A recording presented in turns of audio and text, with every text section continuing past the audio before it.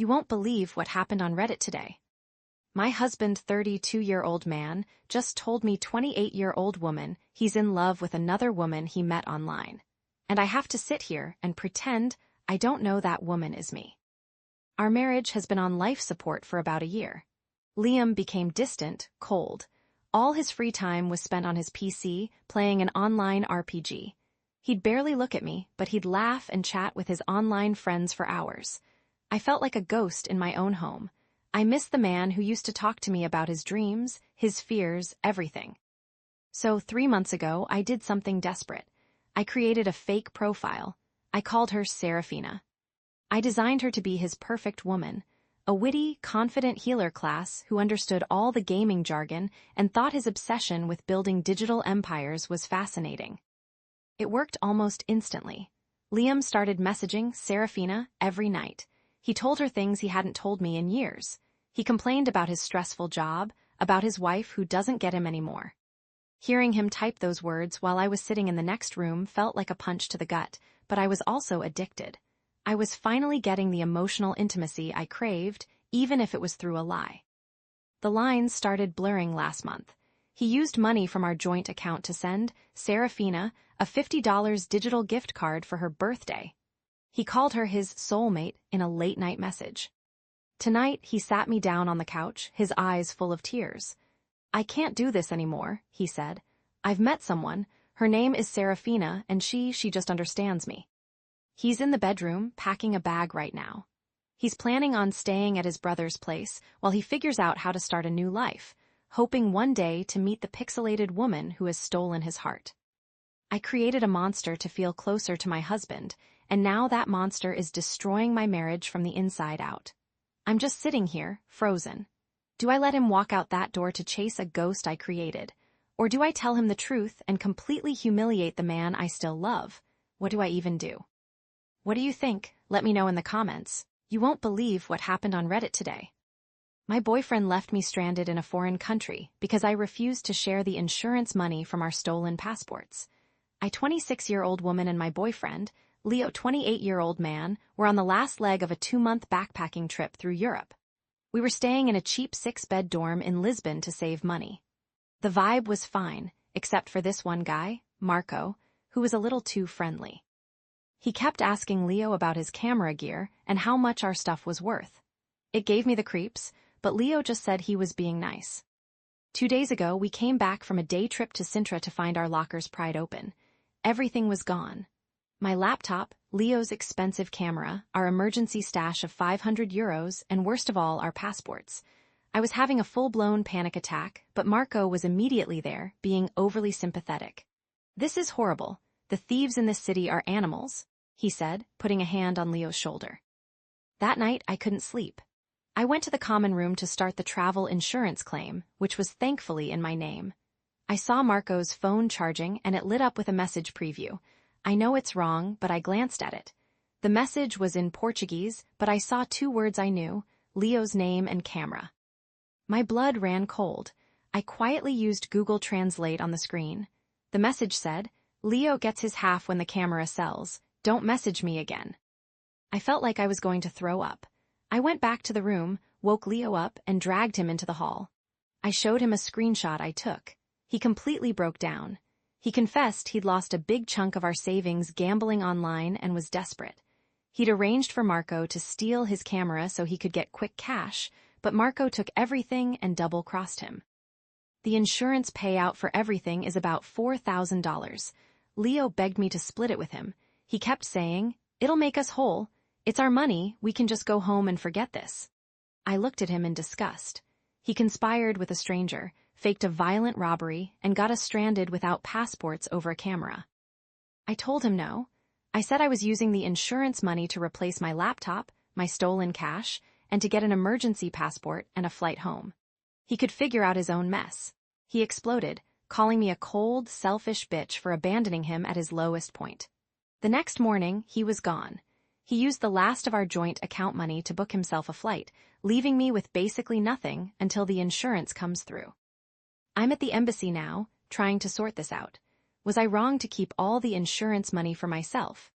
What do you think? Let me know in the comments. You won't believe what happened on Reddit today. A 34-year-old woman just told my stepdaughter on a 16-year-old woman that the $50,000 college fund I've been building for her since she was 6 is gone. And it's because of a secret deal her grandmother made with her late mother. I married my husband Mark, 36-year-old man, 10 years ago. He had Anna from his first marriage, and his ex-wife passed away when Anna was very young. Together we have our son, Leo, 12-year-old man. Mark's family, especially his mother, 65-year-old woman, has always worshipped the ground Anna walks on. She's the golden grandchild. For her 16th birthday, she got a brand new car. For Leo's 12th, he got a $50 gift card. I always bit my tongue, assuming it was just a first grandchild thing. I've tried hard to be a great stepmom.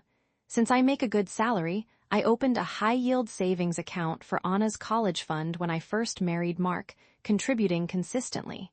It just hit $50,000. Last weekend, we were cleaning out an old storage unit that held his ex-wife's belongings. Inside a dusty box, I found an old leather planner. Tucked in a back pocket was a formal-looking document titled Grandpair Not the A-Hole Agreement. It was signed by my mill and Mark's ex. The contract stipulated that my mill would pay the ex-wife $500 a month, every month, to ensure she had primary grandpair, not the a-hole influence, and that Anna was raised with certain values. But the part that made me physically sick was a clause that read, "This financial and emotional investment is exclusive to Anna to protect her primary standing in the family. Any subsequent children from future unions will not be entitled to the same considerations." It was all there in black and white. For 10 years, I watched my son get brushed aside, not because of thoughtlessness, but because of a paid, contractual arrangement to sideline him. My mill wasn't just favoring Anna, she was paying to ensure any other child would be lesser. I confronted Mark, who swore he knew nothing about it. He was horrified. I told him that since his mother had already invested over $60,000 into Anna's legacy, she could pay for her college. The $50,000 I personally saved is being moved. I'm starting a new trust for both kids, but I'm splitting it 70-30 in favor of Leo to try and correct a decade of calculated financial neglect. Mark says I'm punishing Anna for a decision made when she was a baby. Anna is devastated and is calling me a monster. My mill is telling everyone I'm stealing a child's future, but I feel like I'm finally making things fair for my son. Am I the a-hole? What do you think? Let me know in the comments. You won't believe what happened on Reddit today. My boyfriend's keys just blew up my entire life. A 26-year-old woman have been in a long-distance relationship with Leo, 28-year-old man, for a little over a year. He supposedly lives 3 states away for a demanding tech job, and we've been making it work with weekend visits and constant FaceTiming. For his birthday next week, I'd secretly booked a $400 flight to surprise him. I was so excited I could barely cone out the a-hole in it. Well, he beat me to it. Last night my doorbell rang and it was Leo, standing there with a goofy grin and a bouquet of my favorite flowers. I was ecstatic, crying and hugging him. He said he couldn't stand being away and wanted to surprise me. It felt like a movie. The romance lasted for about an hour. While he was in the shower, I went to move his jacket and his keys fell out of the pocket. It was a normal set, a car key fob, but also a single, shiny house key. The keychain attached to it made my blood run cold. It was a small, silver avocado, split in half with a little pit. I've seen that exact keychain 100 times. It belongs to my best friend, Chloe, 26-year-old woman. She bought a condo about 10 minutes from my place 2 months ago, and I've complimented that specific, quirky keychain every time I've seen it. My hands were shaking. When Leo came out of the bathroom, I held up the keys and asked, "What's this for?" He immediately got defensive. "It's the key to my Reynot the a-hole, obviously." "The house key," I said, my voice barely a whisper. "The one with the avocado." He stammered, saying it was for his airbimp, that the owner had weird taste. But I just knew. Without another word, I pulled out my phone, put it on speaker, and called Chloe.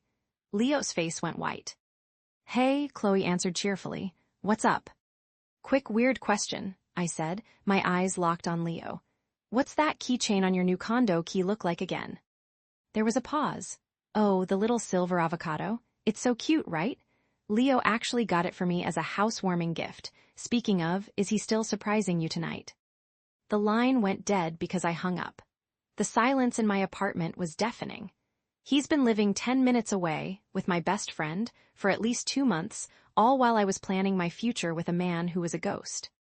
He's now begging and pleading, saying he moved here for me but was scared, and that he was going to break up with Chloe. He claims he loves me, not her. Chloe is texting me nonstop, calling me a psychopath for setting her up. I feel like I'm going to be sick. Was I wrong for exposing him like that? Reddit, what do I do? What do you think? Let me know in the comments.